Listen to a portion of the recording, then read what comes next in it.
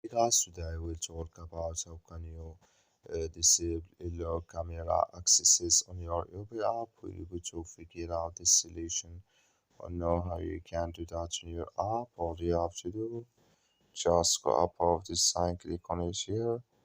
So then you come to your profile here. Then all you have to do, just go up of this sign, click on it here.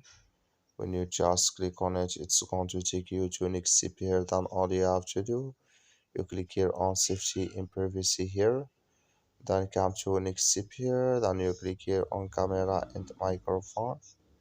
You come here to allow camera accesses, click in this sign, then like you see you click here on allow, like you see this color, then you click here on while using the app, like you see this color show for us, that's mean allow camera accesses enable with us now.